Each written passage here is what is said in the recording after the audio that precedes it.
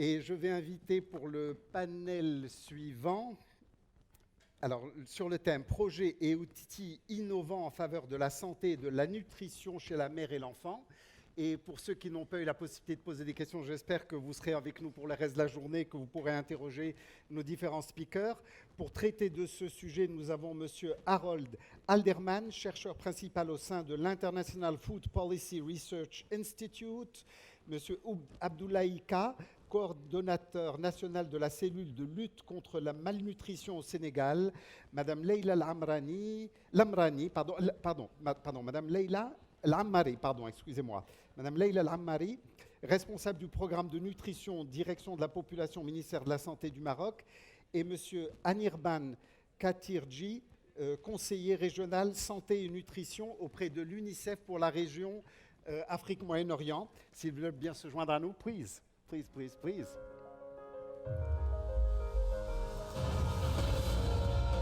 What, please? Yes. Bienvenue. Bonjour, monsieur. Bienvenue. Je vous en prie.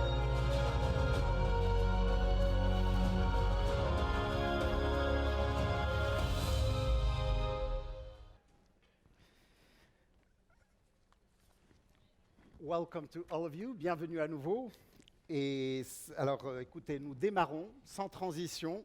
Le sujet est intéressant et on a la chance d'avoir une belle audience et donc on poursuit rapidement. Alors, brusquement, première question, Madame Lamari, s'il vous plaît.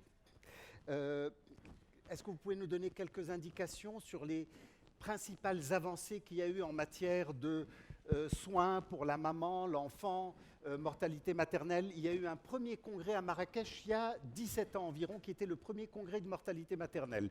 Et les chiffres étaient alarmants, aussi bien pour le Maroc que pour d'autres pays d'Afrique.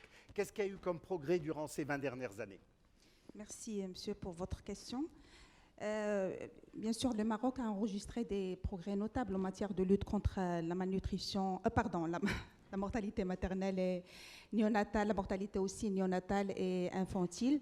Et d'ailleurs, les dernières données de l'enquête sur la population et la santé de la famille qui ont été menées par le ministère de la Santé entre 2011 et 2018 ont montré que le taux de la mortalité maternelle est passé de 112 pour 100 000 naissances à 72,6% pour 100 000 naissances vivantes.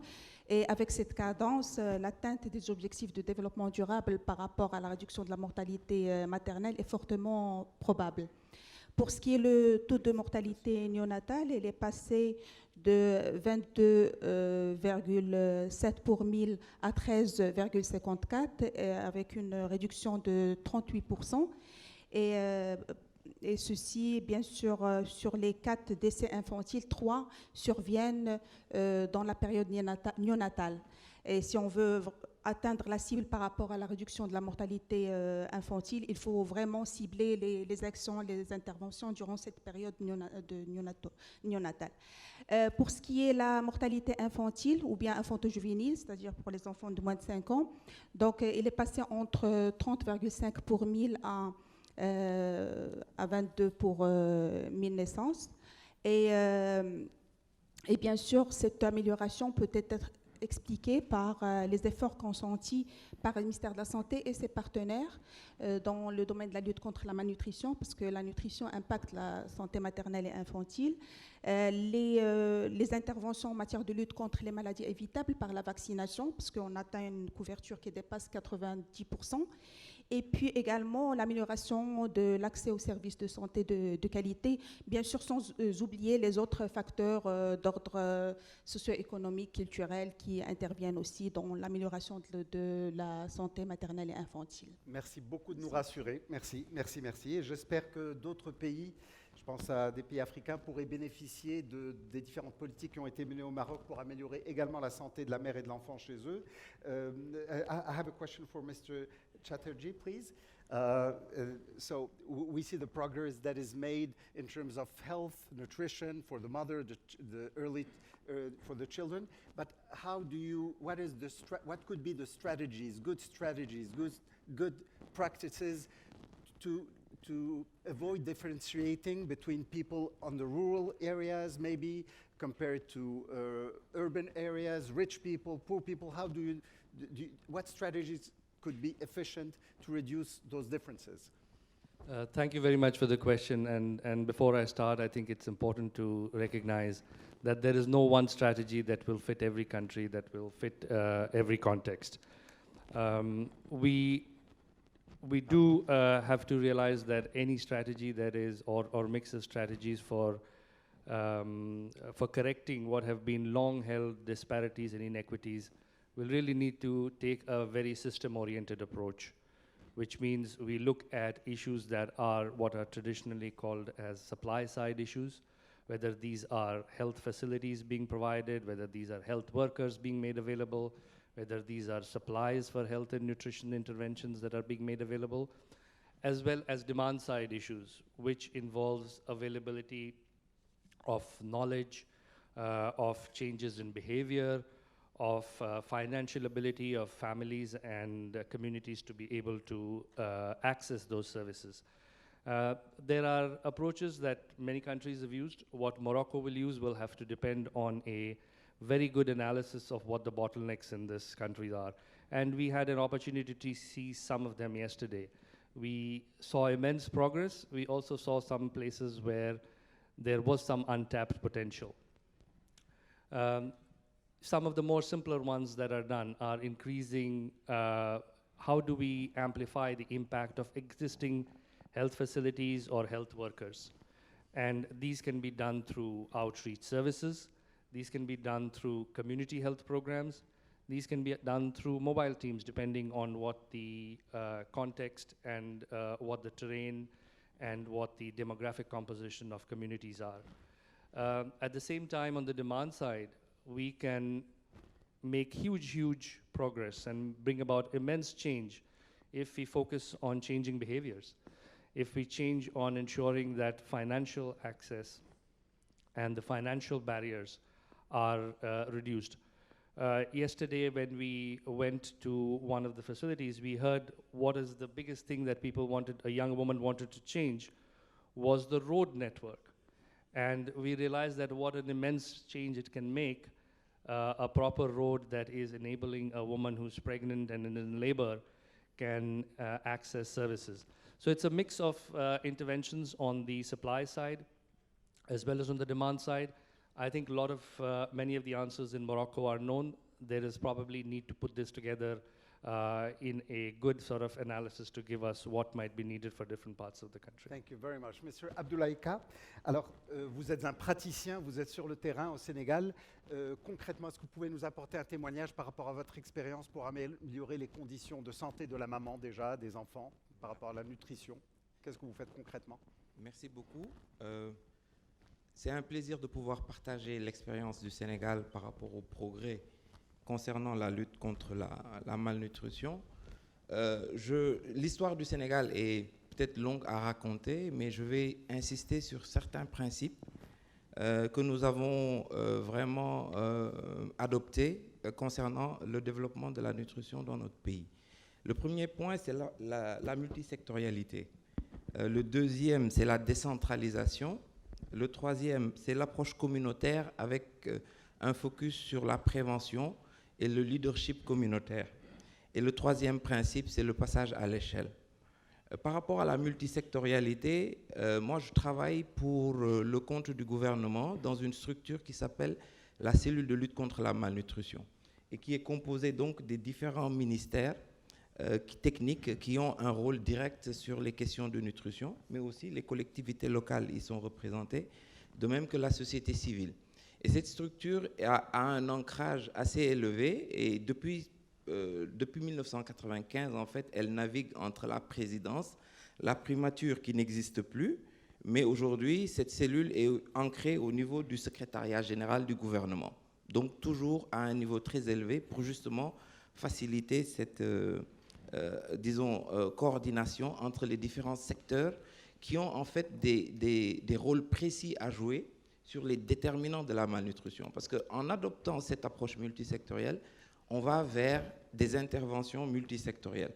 Et lorsque nous parlons d'interventions multisectorielles dans le domaine de la nutrition, nous les catégorisons en intervention spécifique nutrition comme sensible nutrition. Maintenant, la grande question que nous avons au Sénégal et que nous sommes en train de résoudre, nous travaillons toujours dessus, c'est maintenant le comment. Le comment chez nous, pour intervenir, faire de telle sorte que nous allons arriver au niveau communautaire avec les interventions spécifiques et sensibles nutrition qui soient réellement adaptées à la communauté, adaptées au contexte local. Voici le chemin par lequel nous passons. Donc, le principe, c'est d'avoir toujours les communes comme porte d'entrée, les collectivités locales, parce que nous savons que par rapport à la décentralisation, justement, ce sont les collectivités locales qui sont responsables du développement local. Donc, les collectivités locales portent la nutrition, intègrent la nutrition dans leurs documents de politique de développement, et ensuite, au regard de leurs capacités, nous créons un pont entre les collectivités locales et la société civile. Parce que la société civile a offre cette fenêtre d'opportunité avec son maillage au niveau communautaire, avec ses interventions déjà multisectorielles. Nous avons une série d'ONG ou d'associations locales qui sont déjà sur le terrain, qui sont au niveau communautaire et qui interviennent. Donc ce sont ces collectivités locales qui contractualisent donc avec la société civile pour la délivrance des services de nutrition communautaire que nous aurons l'occasion de détailler peut-être au cours de la journée. De l'autre côté, par rapport aux aspects qui concernent la déconcentration, effectivement, tous les ministères qui sont membres de la CLM aussi, à travers leurs services déconcentrés, interviennent aussi au niveau de la communauté pour les accompagner, offrir les services justement spécifiques ou sensibles de nutrition qui relèvent de leur mandat. Sur ce schéma, le point le plus important, c'est la communauté. L'approche que nous avons vraiment, c'est une approche communautaire. Comme on dit en anglais, community-led approach. C'est la communauté elle-même qui délivre les services. Quand vous allez au niveau communautaire, ce que vous retrouvez, ce sont ces acteurs-là. Et l'acteur central au niveau communautaire, c'est justement le relais communautaire. C'est le relais communautaire qui est issu du village, issu du quartier. C'est lui qui délivre les services de nutrition avec cette approche réellement préventive pour pouvoir toucher l'enfant de moins de 2 ans tous les mois pour pouvoir le peser. Mais ce même enfant, avant sa naissance, sa mère avait bénéficié justement des conseils concernant l'alimentation d'une femme enceinte. Sa maman avait été orientée pour faire ces 4 consultations prénatales et avait été appuyée si elle avait des difficultés justement à prendre le fer, parce que souvent, le fer pendant la grossesse est une difficulté pour les mamans, mais le relais communautaire justement joue ce rôle de facilitation pour l'adoption des comportements et aussi pour la délivrance des services. Et vous voyez ici tous les acteurs, le conseil municipal qui est au cœur, avec cette maîtrise d'ouvrage déléguée avec la société civile, les services techniques déconcentrés qui jouent le rôle de supervision, de suivi de post-formation et aussi de veiller au respect des normes et protocoles, parce que madame, il y en a beaucoup, des normes et protocoles, comment on administre la vitamine A, le zinc, le fer, etc. Et vous allez voir le comité de pilotage qui justement est choisi par la communauté, vous avez le chef de village, vous avez les représentants des femmes, les représentants des jeunes, etc., qui sont en fait responsables de la gouvernance de cette approche maintenant communautaire qui vise vraiment la construction d'une plateforme communautaire au niveau le plus décentralisé, le plus opérationnel possible. Merci. C'est comme ça que nous schématisons un peu notre approche pour réduire cette malnutrition. Merci, Monsieur K. Merci beaucoup pour ces éclaircissements. I would like to have a question for Mr. Harold Alderman. We're talking since the morning about investing in early learning, investing in nutrition for the mothers. And others are talking about a good investment. It's a very good investment, and it's a very profitable investment for the community. What is your view about this? Thank you. The first message I would do, if I could talk to the Minister of Finance, is to inform him or her that investment in nutrition is not something you do as a social program to help the people who have been left out of economic growth. It is core to 21st century growth, and the evidence is extensive. There's fair amount of evidence that show that taller workers earn more. And I'm not talking about for Pakistan and India, which it's also true for. I'm talking about the United States and Norway. This is a general point, and there's a lot of evidence that show that people who are better nourished have more schooling, or else they learn more in school for each year. And this has been one way this has been shown in 2004, and then again 2008, and then again 2012. They asked experts in various fields, from trade reform, agriculture, also including nutrition, to make the case for the economic returns of their field. And then these studies were reviewed by a team of Nobel laureates, 5 different Nobel laureates who, in economics, plus other experts. In each case, in each of these studies, each of these comparisons, nutrition interventions came out on top as the highest economic returns compared to the conventional returns, what you'd think of, the infrastructure, the construction.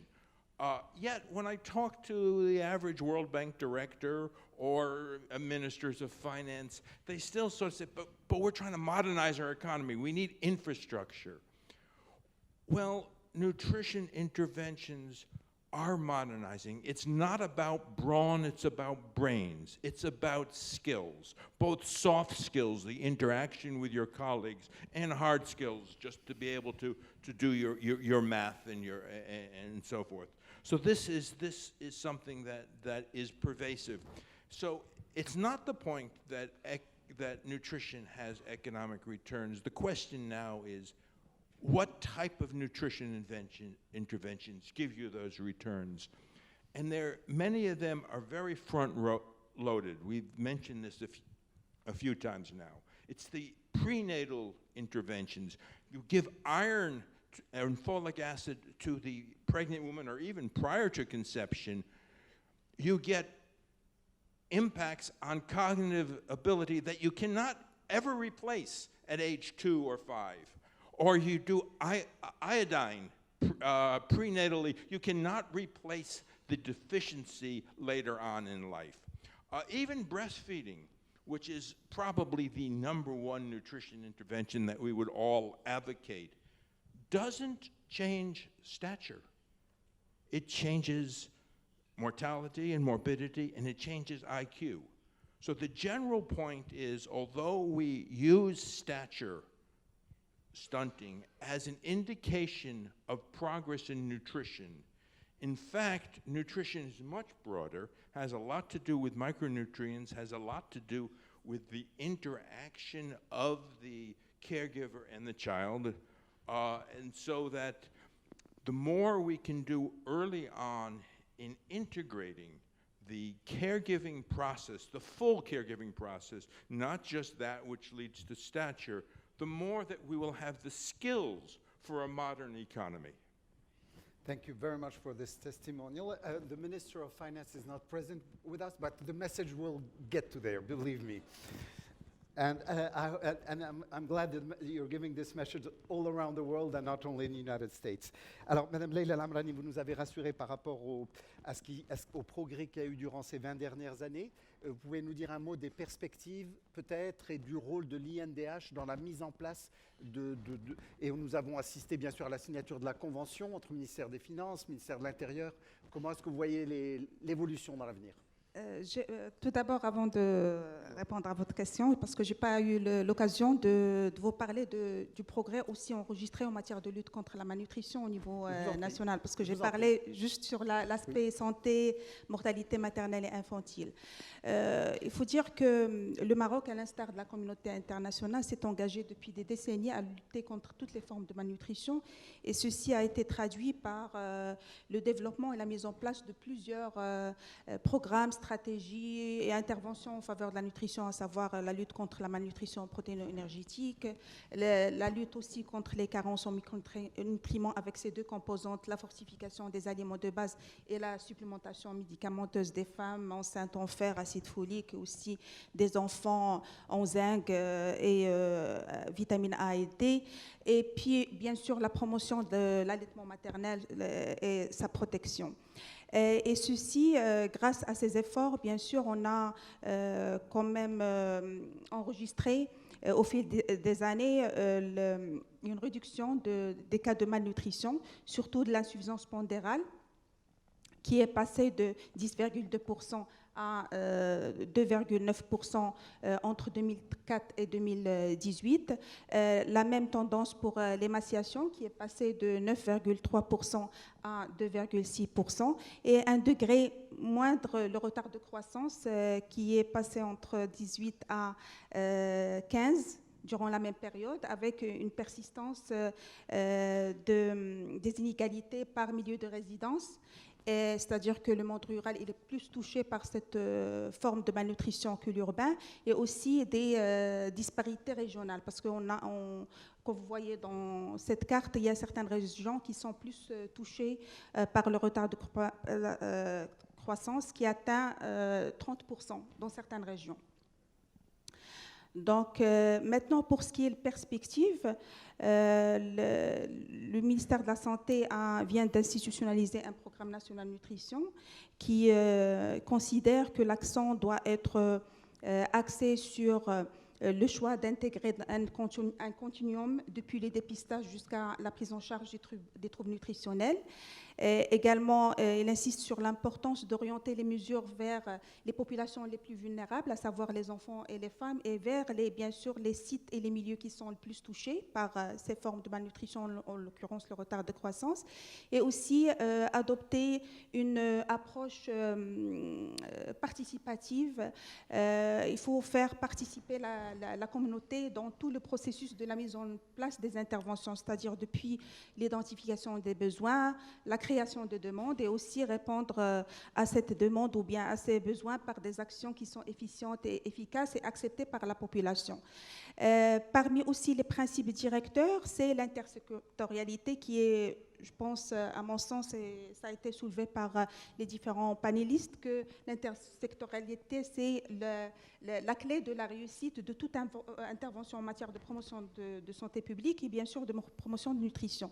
Et je pense que l'INDH, à travers ces différentes plateformes sur le territoire national, notamment Darl Oumouma, qui est une structure communautaire gérée en collaboration avec les collectivités locales et la société civile, constitue un levier pour la promotion de la nutrition à travers justement la participation de la communauté dans toutes les interventions en matière de lutte contre la malnutrition.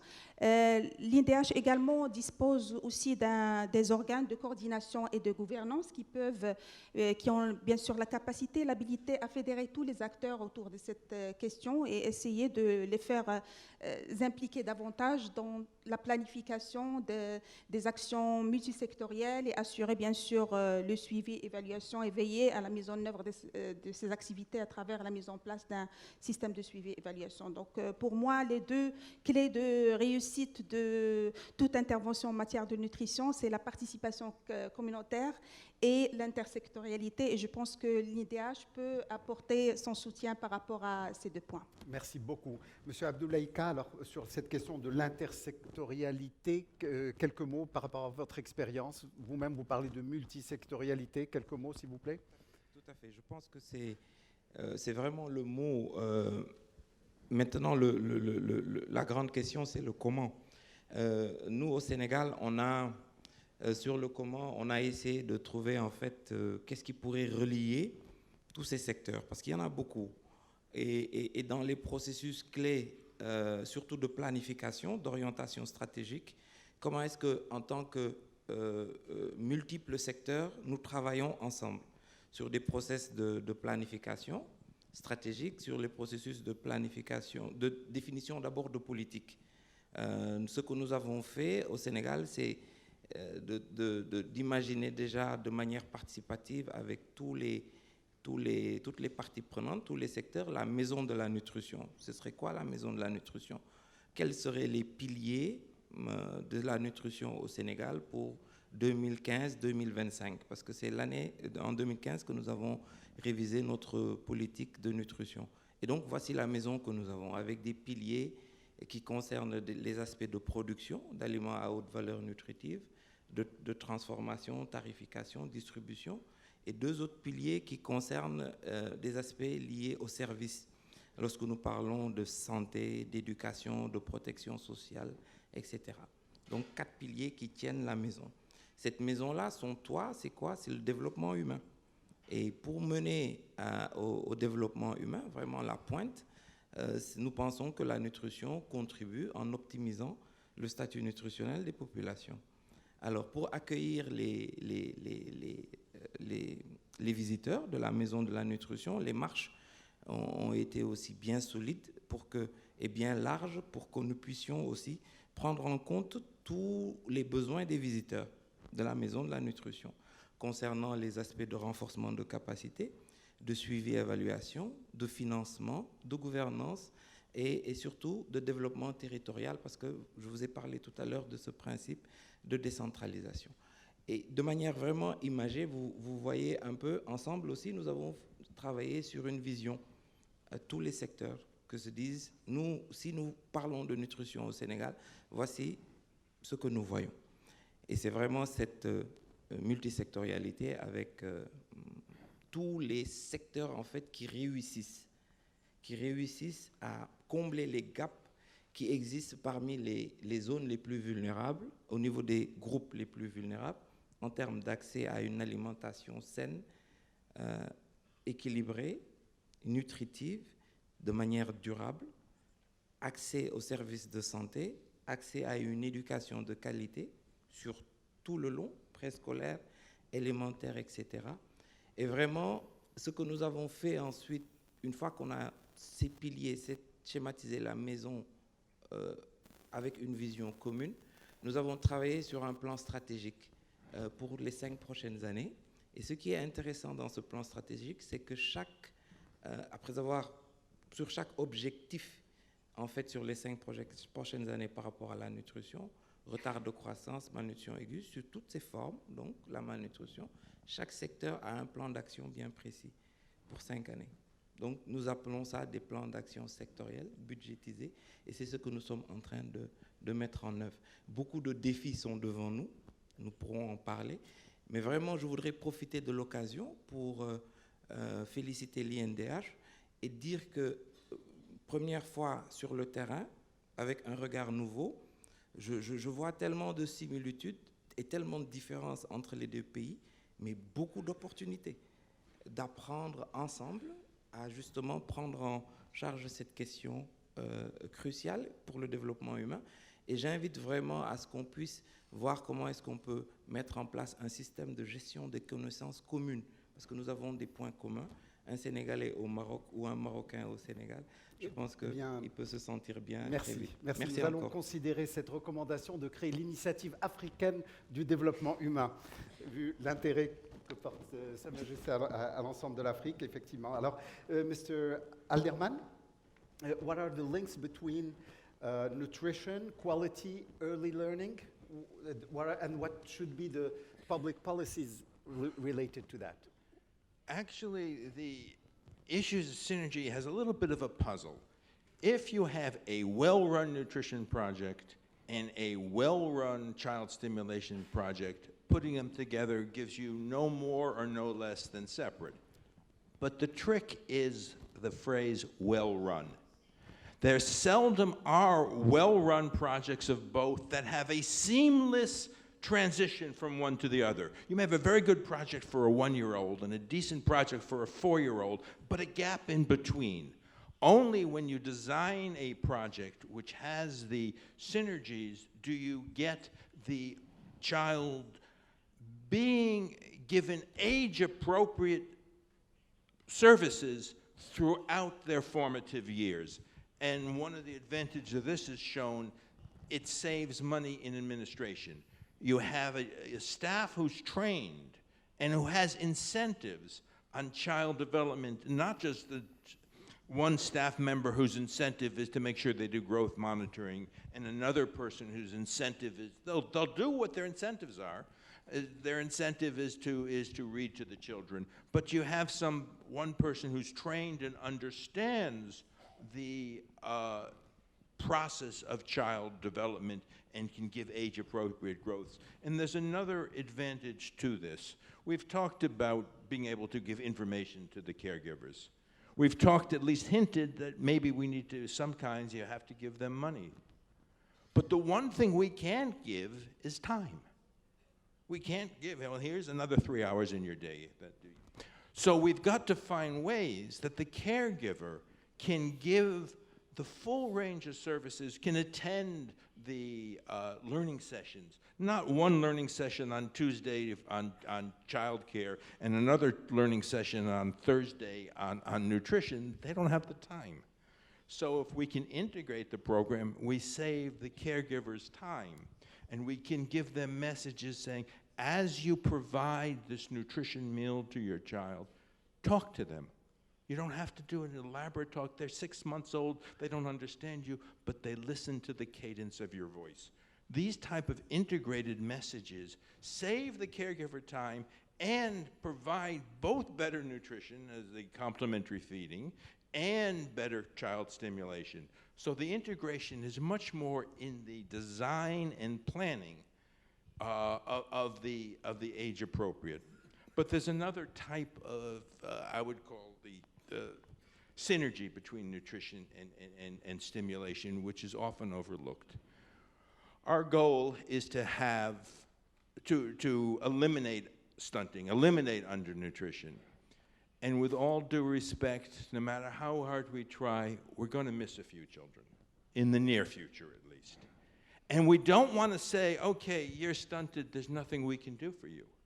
There's a debate among nutritionists whether there's catch-up growth or not after the age 2. I think it's irrelevant because we know there's catch-up stimulation. There have been very good studies that show if you give stimulation to a stunted child, if you give the right program, they will catch up cognitively to the unstunted child, if you give them that program.